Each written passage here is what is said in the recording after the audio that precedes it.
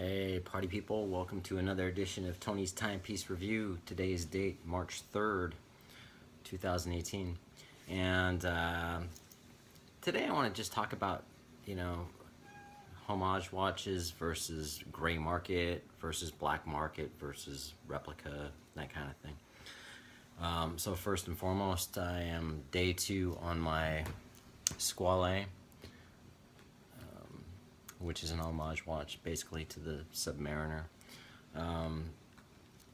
And I'll start with the fact of what an homage watch is, or homage.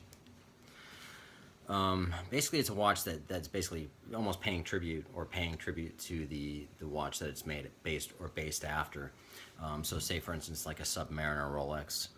However, it doesn't necessarily mean a watch company just pops up and starts making watches that look exactly like another watch. In some cases, that is true.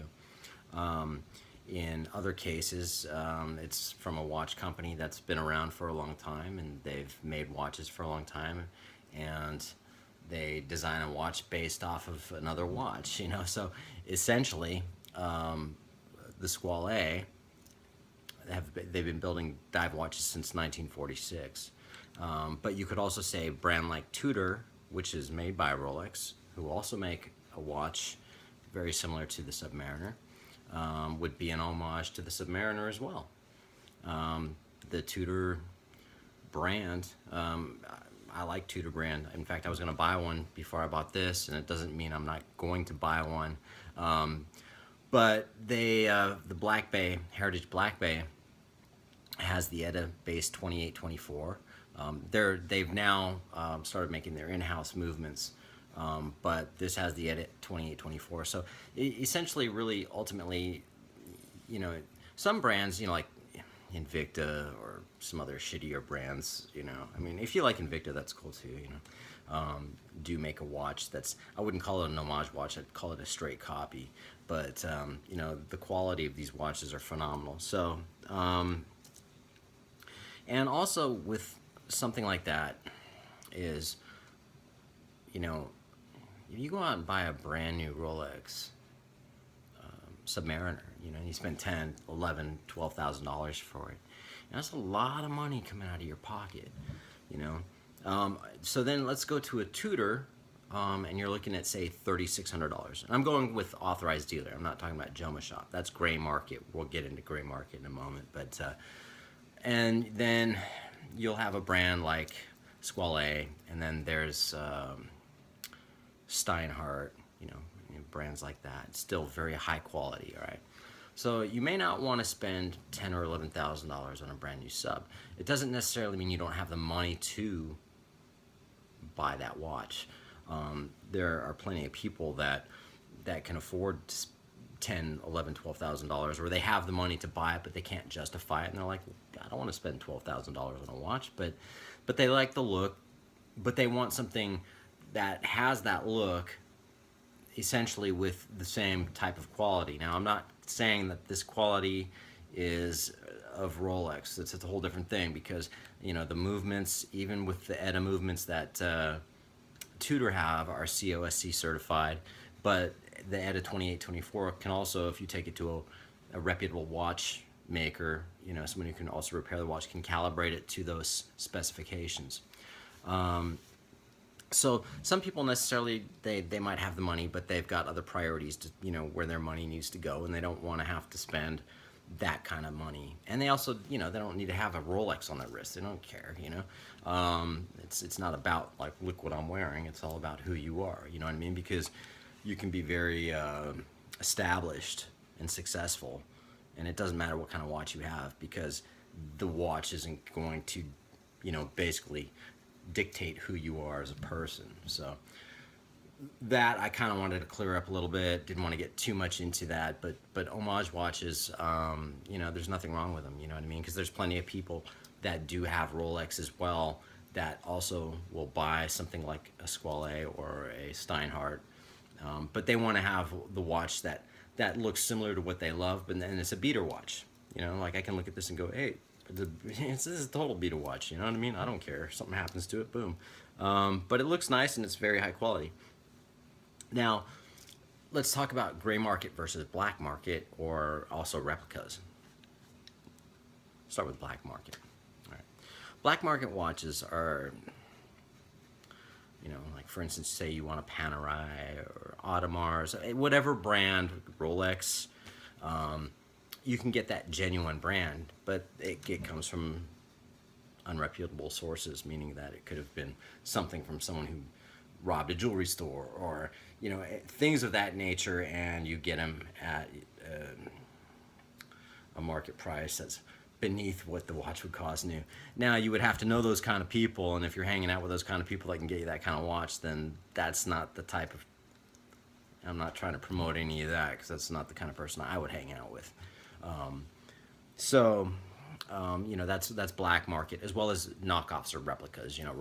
Replicas are basically a watch that looks like, say, a Submariner or a Datejust or whatever high-end brand, and then they have that Rolex stamp on it, or they have the logos and the bracelets, and they do everything, and that's black market in a sense. Also, that you're not only helping contribute to criminal activity. I mean, that's what it is, straight up. And anyone who wears a fake is a total tool, total douchebag, man. Because now you're buying it because you're trying to be something you're not. You know what I mean? Well, I don't just want to justify the price of a Rolex, so I'll wear a fake Rolex. Well, dude, sorry, man, you're just a douchebag. Simple as that. And the money. There's nothing cool about that, because you can, I know knockoffs. Some of them are going for $500-600 and upwards. Some of them are very well made, and they're hard. Like, I wouldn't recommend buying a Rolex online unless you absolutely know the source, where it comes from, papers, documents, things of that nature, because the knockoffs are getting so good that it's very difficult to tell. So you have to be really, really careful about that. The Rolex Datejust that I recently bought, I bought it from a trusted high-end jewelry store, down the street. So that's where that watch came from. So I'm not going to go on some online place, because sometimes some of these places that sell them, they might sell you an authentic Rolex, but it's got an aftermarket dial on it. You have to be careful with that, because things with that, like an aftermarket dial, it might be a genuine Rolex, but it's got an aftermarket dial because someone changes the dial. It's an aftermarket dial. Rolex won't touch that if you take it to them for servicing.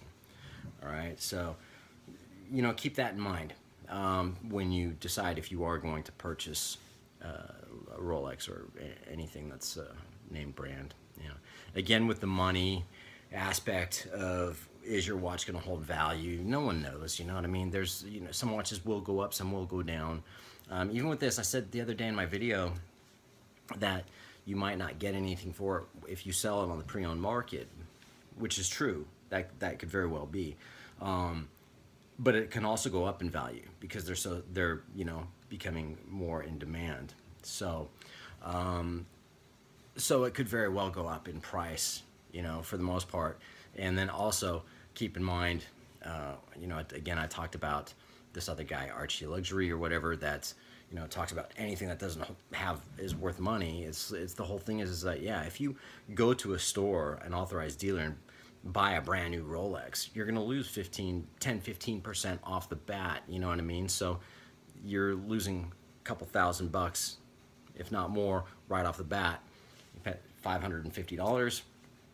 Who cares if you lose $550? But if it gains something and it's worth something, then you know what? Hang on to it, man. It's all good. It's all love, Gray market. All right. This actually pisses me off because gray market didn't used to be around really. We got the internet now, so that there's nothing illegal about gray market. What this is basically a watch brand, because the watch market, is just kind of in a turmoil. It's just everything's getting kind of screwed up, and some watch brands were just price protected and they wouldn't sell, like Rolex is price protected, and other brands, Patek Philippe and things of that nature. But what it is you get these high-end luxury watches, for instance, and say it retails at $4,000. And then you go look,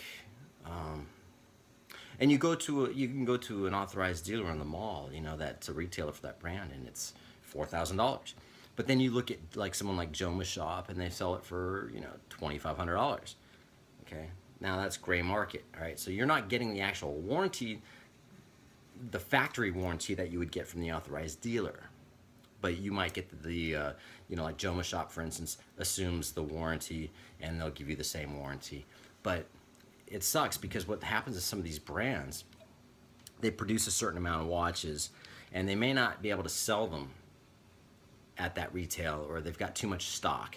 So what they do is they shift them out the back door to these online retailers, and then they in turn sell them at their profit, which is still far less than what, you know, you would have initially paid at the mall. So it's really difficult when you're buying watches. Just do your research. Just do your research, man. Because it happens all too often with some brands. You see, you go, I paid $3,000 for this watch, then all of a sudden you go, wait a minute, I just saw it on Amazon for $1,500. You know, and that just again has a lot to do with that gray market. So you've got to be very careful on brands. Do your research before you buy luxury watches. Other than that, man, I can go on, but this video has already gone too long. So I will say I have a beer. I'm watching Pulp Fiction for about the 10,000th time. So enjoy the rest of your weekend. It is Saturday night. All right, Tony's Timepiece Review. Take care. Have a good one.